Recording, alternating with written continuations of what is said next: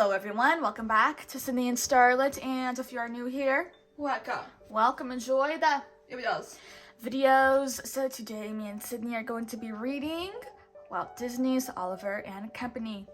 So let's begin.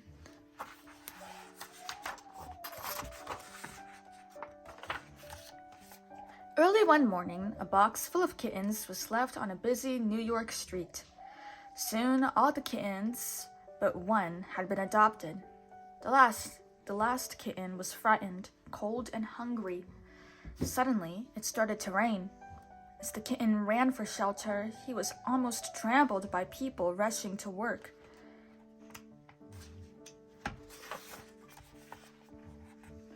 If only he had a home or some friends to help him. But just then, the kitten smelled a most wonderful smell of steaming sausages. The kitten was very hungry. He didn't think the man would mind if he took a bit of sausage. The man did not want to share.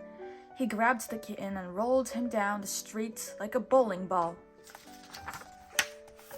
The kitten bumped and tumbled along the street. He crashed to a stop. When he opened his eyes, he saw a big dog. The kitten began to tremble. "Take it easy," the dog said to the kitten. "My name's Dodger, and I don't eat cats. They have too much fur." "Let's work together," Dodger continued.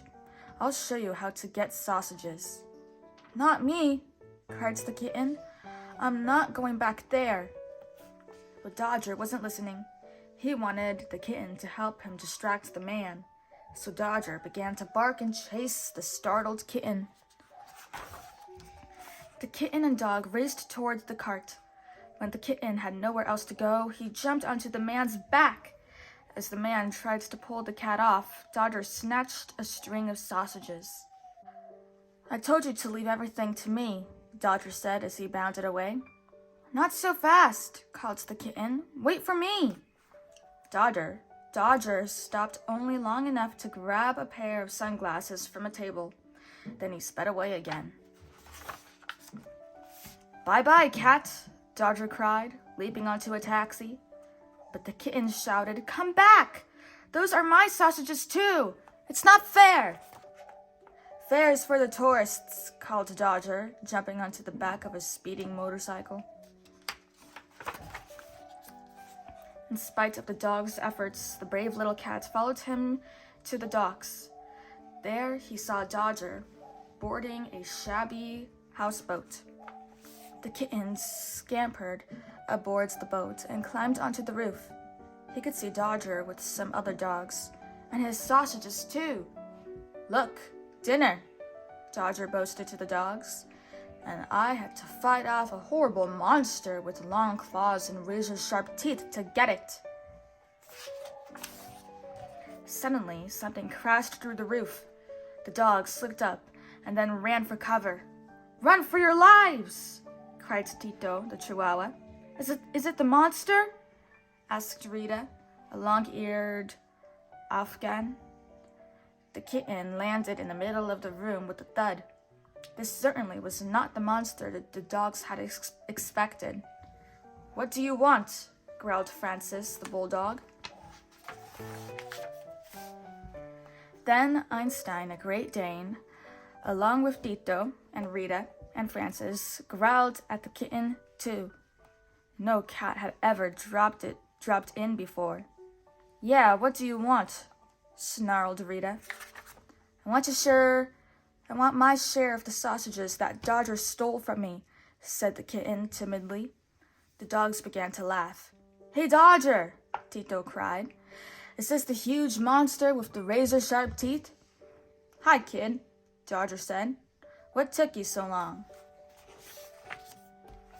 Just then, they heard footsteps. "That's our friend, Fagin," the Great Dane told the kitten. Fagin entered the room and opened an old chest. He examined everything the dogs had brought home that day. "I can't sell this," he cried. "That crook Sykes wants money. If I don't have it, he'll throw me into the sea." "Well, look at this," said Fagin, picking up the kitten. "We've never had a cat in the gang before. Welcome." That night, the kitten curled up with his new friends and slept very well indeed. The next morning, Fagin took the gang to the city. "Get out there and bring back some good stuff," he said. They split up and the kitten followed Tito. On one street, they spotted a driver getting out of a limousine, but they didn't see the little girl on the back seat. "Now's our chance," Tito said. "Follow me." No one saw the kitten and the tiny dog jump into the car. "You keep watch," Tito said, "while I steal the radio." "Steal?" cried the kitten, accidentally hitting the horn. The loud blast sent Tito flying. "Run!" he yelled. As the kitten was about to go, he heard a voice. "What a pretty kitten! Where did you come from?" said the little girl. "Don't be afraid. I'm Jenny." "Look, Winston," Jenny said when the driver returned. "I found a lost kitten. We must give him a home." Tito and Dodger watched in surprise as the car and their new friend disappeared down the street. It wasn't long before they drove up to a beautiful house on Fifth Avenue. Jenny took the kitten inside and gave him a bowl of food. "I'm going to love taking care of you," she said. The kitten soon grew to like his new home. He and Jenny played the piano together. One day, Jenny even gave him a fancy collar. "It's time you have a name," she said. "I'm going to call you Oliver." Meanwhile, Fagin and the dogs couldn't stop thinking about the kitten. "I must be getting soft," said Dodger sadly. "I really liked the little fellow." "He was sweet," said Rita. "For a cat, I mean." "It's all your fault, Tito," snapped Dodger. "If you had been more careful, he wouldn't have been kidnapped." "How can it be my fault?" cried Tito. "Let's stop bickering," said Rita, "and find the kitten." So they all set out for the city. The dogs searched everywhere. They finally picked up the kitten's scent in front of Jenny's house. "Look," whispered Tito. "There's a window open up there." Dodger climbed through the window and found Oliver fast asleep. Being careful not to wake anyone, Dodger slipped an empty pillowcase over the kitten and carried him outside. When they arrived home, Fagin saw the kitten's collar. "So your name is Oliver," he said, "and the address on this fancy tag means you're living in a rich neighborhood." Later that night, Oliver told Dodger all about Jenny and said he wanted to go back. "She loves me very much," he said, "and I miss her." Meanwhile, Fagin had an idea. He wrote a letter and told the dogs to take it to Jenny's house. When the letter arrived, Jenny's parents were out, so the girl read it herself. "Dear rich people, we have your cat, Oliver. If you want to see him again, bring lots of money to the docks tonight." Jenny grabbed her piggy bank and rushed to the docks. She was determined to get Oliver back that night, even though she'd never been out alone after dark before. Fagin and the dogs were waiting on the dock. Fagin was shocked when he saw that Jenny was only a child. He knew that kidnapping Oliver was wrong and felt bad about it, so he handed Oliver to Jenny, saying, "I found this kitten. Is it yours?" Fagin was interrupted by the roar of a huge car speeding toward them. It was Sykes! He drove past, he slowed down, and dragged Jenny and Oliver into the car. "Let me go!" cried Jenny, struggling with Sykes. "Oh no," said Sykes with a cruel laugh. "I'm going to sell you back to your rich parents." Oliver had heard enough. He jumped out of Jenny's arms and bit Sykes on the thumb. Sykes was so surprised that he let go of Jenny's arm. When he did, she scrambled out of the car through the sunroof. Fortunately, Fagin and the dogs were right behind them. At Fagin's signal, Jenny jumped into his arms. Inside the car, Sykes was furious. He dangled Oliver in front of his vicious guard dogs. When Dodger saw what was happening, he jumped into Sykes' car. Although Sykes' dogs were stronger than Dodger, he attacked them before they could hurt Oliver. As the dogs battled, Sykes lost control of the car.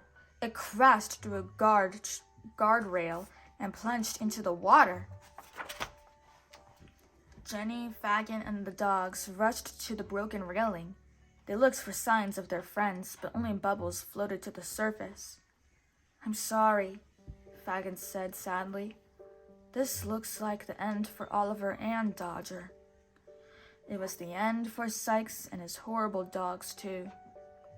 Just then, Jenny saw something in the water. "It's Dodger and Oliver!" she cried happily. Dodger had escaped and pulled Oliver to safety. Fagin petted Dodger and Jenny. Fagin petted Dodger, and Jenny hugged Oliver. The following day was Jenny's birthday. Winston decorated the house, and Jenny invited her new friends to help her celebrate. Fagin was a new man. His worries had disappeared with Sykes. "We'll never have to steal again," said Fagin. "Sykes' evil days are over." Jenny couldn't imagine a happier birthday, and Oliver couldn't believe his good fortune.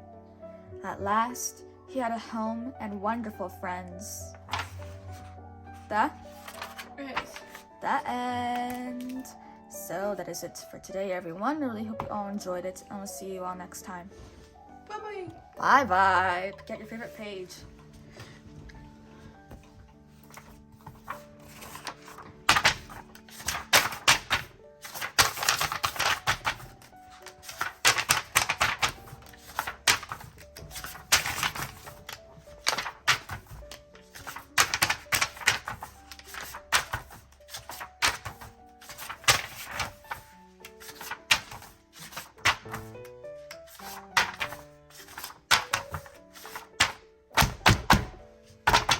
Who's your favorite character?